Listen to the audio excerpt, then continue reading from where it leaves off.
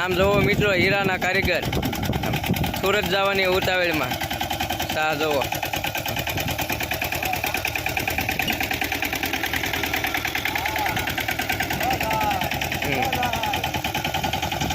સુરત જવાની ઉતાવળમાં તમે જોઈ શકો છો. જો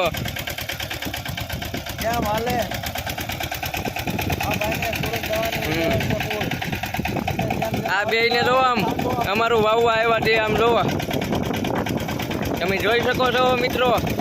હા મિત્રો, સુરત જવાની ઉતાવળમાં સા હીરાના કારીગર.